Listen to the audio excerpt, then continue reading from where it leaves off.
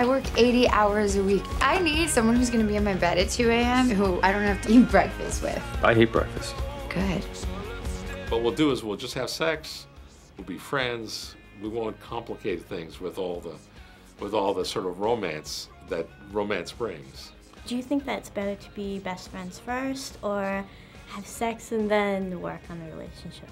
I think it takes a while to become best friends. And I think if you're gonna be in a relationship with someone, it'd be good to know that you have good sex.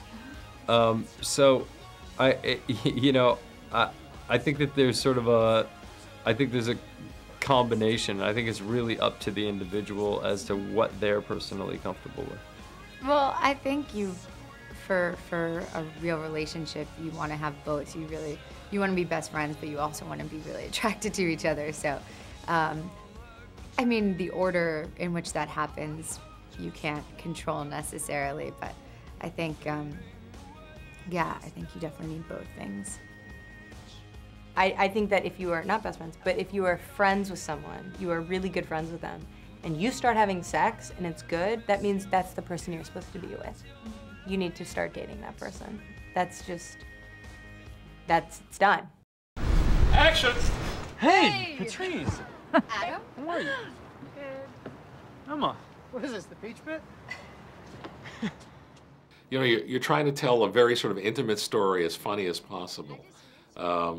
And my sense is it was not a romantic comedy, it was a comedy that talks about romance. And my desire was to talk about it in as contemporary fashion and honest a fashion as possible.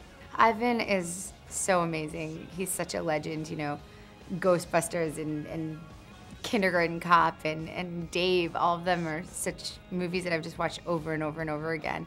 And it was just wonderful being in his hands because I knew he would make it funny.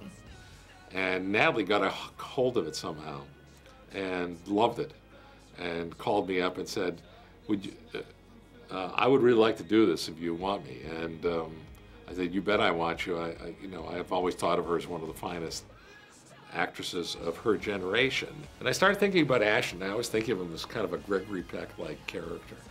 And I think he's too often typed in that sort of early career stuff that he did, like Punk'd and Dude, Where's My Car, which is more his boy qualities than his man qualities. But he's really a very thinking, smart, thoughtful individual. And I thought, I don't know, I just had a sense that there would be something special between them, that there would be real chemistry. And that was the great news. I think he does a great job in the movie. I think it's a much more subtle performance than I've ever seen him do. And I think their chemistry is spectacular, and it's really what makes the movie work.